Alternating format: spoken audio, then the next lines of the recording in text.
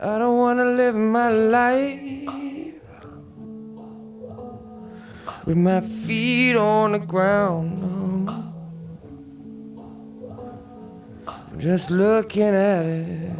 First track on the record is Bloom Innocence. Fink has this. We have this habit of ending up naming our albums after the first track on the record. We've done this every record we do. We go, we're not going to do that again. For some reason, Hard Believer, it's Hard Believer. Perfect Darkness, it's Perfect Darkness. Resurgam, it's Resurgam. But for some reason, it's happened again. So Bloom Innocent is the first track on the record. I think it was like the last track to go down, or at least it was definitely in the mix at the end of the mix downs. And it's a song about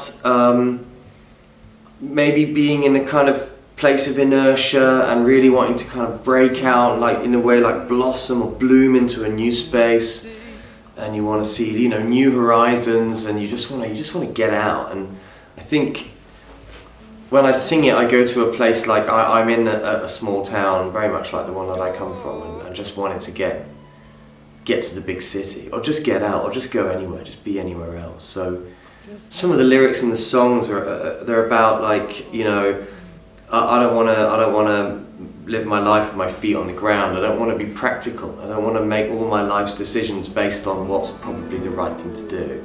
I want to, like, you know, do some crazy stuff, explore and get out there.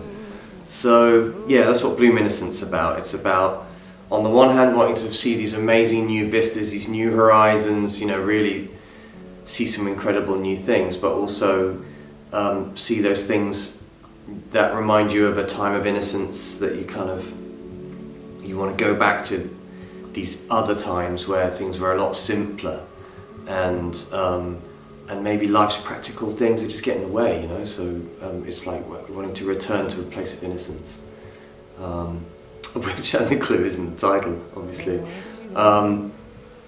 And yeah, this song went through 1,000 incarnations, man. I don't know what number of take it was that I sent to Flood, but it was like at least 20 odd versions of this track. But it was only when I completely shed all the baggage that I was able to push this track to the finish line. And once Flood got hold of it, he produced it in this incredible way. His creativity just exploded in all these crazy sonic directions on this track. That made it really intimate and really beautiful, and actually kind of captured the point of the track, which was, you know, I want to escape, I want to go somewhere new, and Flood, he's brilliant at that. He is always yearning to go to the right place.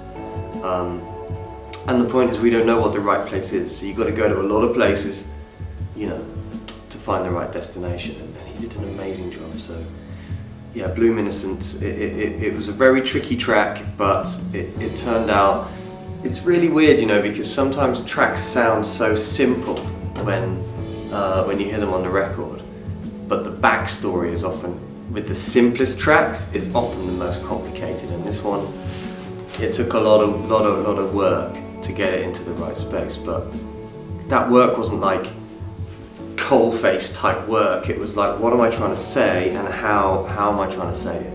So it's about marrying those two things, and I think with Bloom Innocent we absolutely nail it, and Flood totally brought it home.